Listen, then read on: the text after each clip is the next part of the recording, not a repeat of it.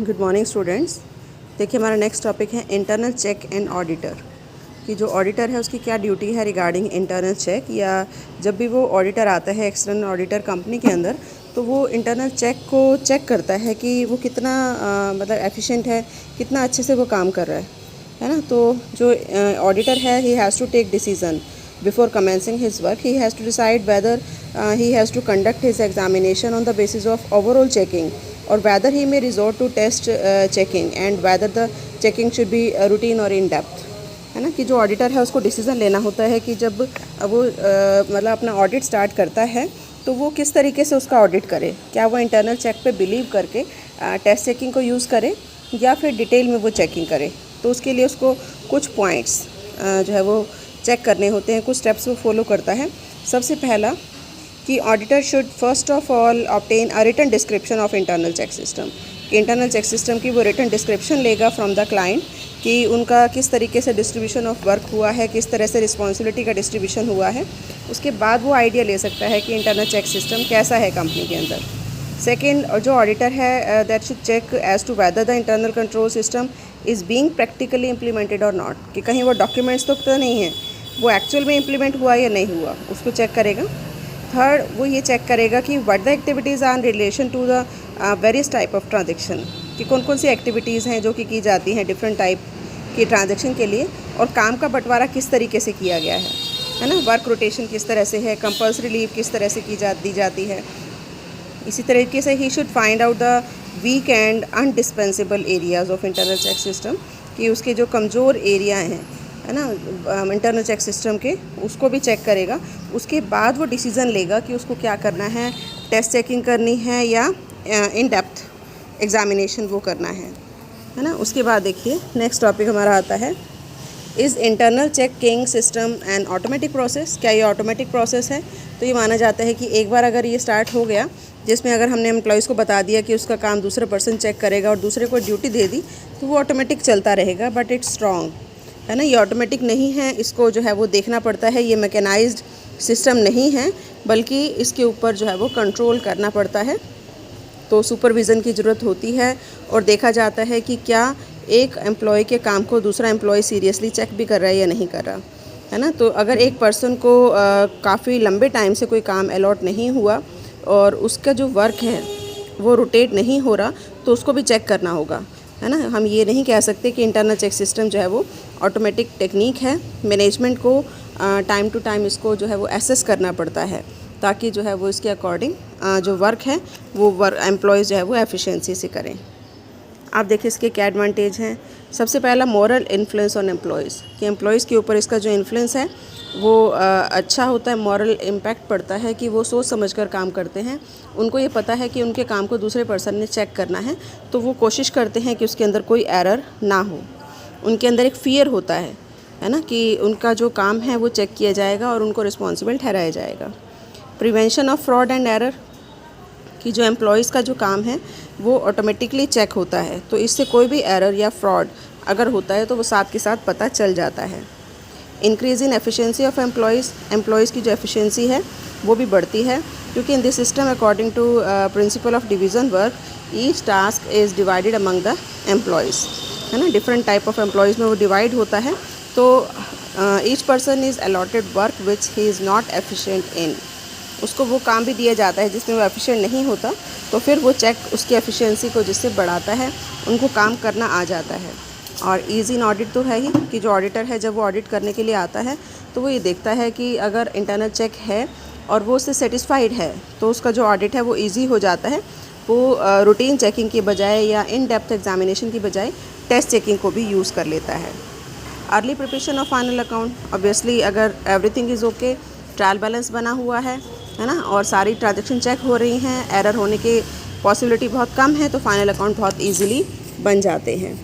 और एम्प्लॉयर को भी बेनिफिट है कि इंटरनल चेक सिस्टम जो है वो बिलीफ को भी बढ़ाता है, belief of the owner of business, है ना, जिससे कि उनको ये लगता है कि जो भी रिकॉर्ड किया जा रहा है वो बिल्कुल सही है और वो बिज़नेस की प्रोग्रेस को देख सकता है। अब देखिए इसमें कमियां क्या हैं। सबसे पहला, negligence bye auditor.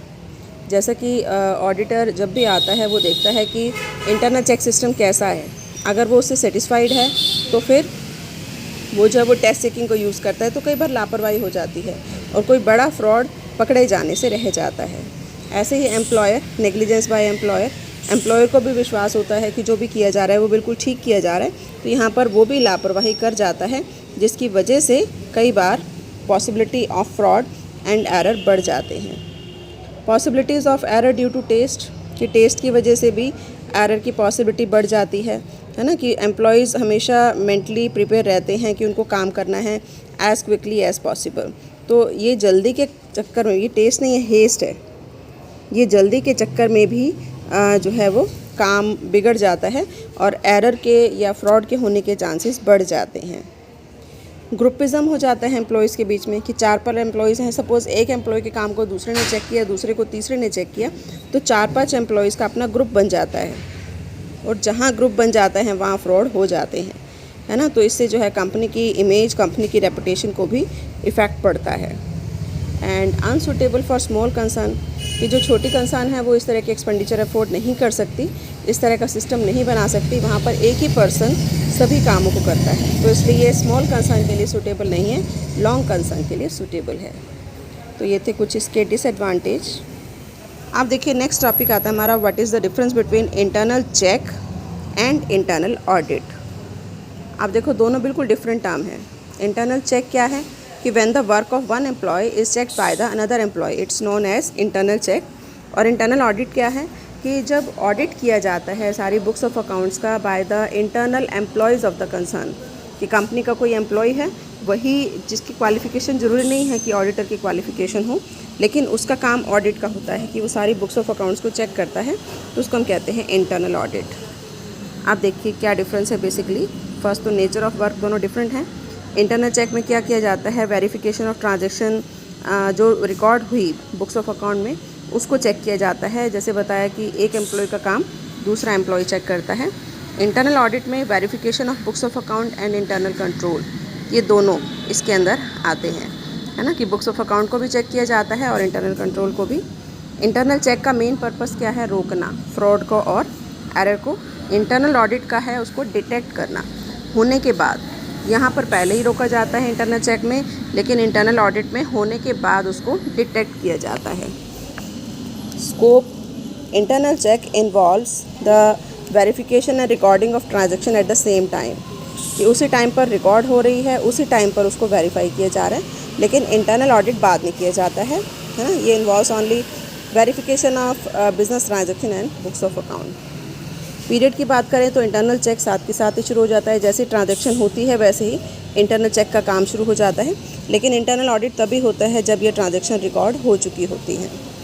Internal check regular staff के द्वारा किया जाता है और इंटरनल ऑडिट के लिए स्पेशल डिपार्टमेंट होता है। इंटरनल ऑडिट कंपनी का ही एम्प्लॉय होता है, लेकिन एक अलग से डिपार्टमेंट होता है। Internal check involves the detection of fraud and error as and when the transaction are recorded, जब ट्रांजैक्शन रिकॉर्ड हो रही है उसी टाइम पर इसको डिटेक्ट करना है। लेकिन इंटरनल ऑडिट में जब वो एरर हो चुका है, जब वो ट्रांजैक्शन रिकॉर्ड हो चुकी हैं, उसके बाद उसको जो है वो डिटेक्ट किया जाता है। Internal check involves the verification of work done by one person by another person during the course of recording the transaction, कि जो ट्रांजैक्शन रिकॉर्ड हो रही हैं उसमें एक पर्सन के काम को दूसरा पर्सन चेक करता है। बट इंटरनल ऑडिट में स्पेसिफिक प्रोसीजर होता है, स्पेसिफिक फंक्शंस होते हैं। इंटरनल चेक को हम कह सकते हैं ऑपरेटिंग फंक्शन और इंटरनल ऑडिट कैसा है, एडवाइजरी फंक्शन। तो ये था कुछ डिफरेंस इंटरनल चेक और इंटरनल ऑडिट में। नेक्स्ट देखिए, नेक्स्ट डिफरेंस आपको दिया है internal control and internal check में। तो देखिए first one is nature of work. The purpose of internal control is to ensure that activities undertaken are as per predetermined plans. Internal control में ये देखा जाता है कि जो भी काम किया गया है वह according to rules and regulation होना चाहिए, according to plans and policy and procedure होना चाहिए, तो उसी को चेक किया जाता है। बट इंटरनल चेक में अरेंजमेंट देखा जाता है ऑर्गेनाइजेशन का, जिसमें कि जैसे बताया वन एम्प्लॉय का जो वर्क है वो दूसरा एम्प्लॉय चेक करता है। Internal control has wider verification, बहुत सारी वेरिफिकेशंस होती हैं जिसमें ऑर्गेनाइजेशनल जो है वो एस्पेक्ट भी आते हैं, एडमिनिस्ट्रेटिव एस्पेक्ट भी आते हैं और फाइनेंशियल एस्पेक्ट भी आते हैं। But internal check generally financial transaction के लिए ही होता है। ऑब्जेक्ट, कि जो इंटरनल कंट्रोल है इसका ऑब्जेक्टिव क्या है कि सबऑर्डिनेट्स को ये मोटिवेट करना कि जो भी एक्टिविटीज़ की जाएँ वो according to predetermined plan and procedure ही की जानी चाहिए, है ना। तो इसी वर्क को अचीव करने के लिए वो जो सबऑर्डिनेट्स हैं उनको गाइड करते हैं और कुछ मॉडिफिकेशन है तो वो मॉडिफिकेशन भी करते हैं। और इसी तरीके से जो इंटरनल चेक सिस्टम है इसका ऑब्जेक्टिव क्या है कि एरर या फ्रॉड होने से पहले ही उसको रोक देना, उसको प्रिवेंट करना, ये इसका पर्पस है। रिलेशन की अगर बात करें तो internal control is exercise over all the activities सब एक्टिविटीज़ अंडरटेकन बाय ऑर्गेनाइजेशन, कि सभी जितने भी ट्रांजेक्शन है पूरी कंपनी की किसी भी फील्ड को लेकर, जैसे एडमिनिस्ट्रेटिव है, ऑर्गेनाइजेशन है या फाइनेंशियल है, सबके लिए किया जाता है, लेकिन इंटरनल चेक जो है वो फाइनेंशियल ट्रांजैक्शन का ही किया जाता है। तो ये था कुछ डिफरेंस कि इंटरनल चेक और इंटरनल कंट्रोल में क्या डिफरेंस है।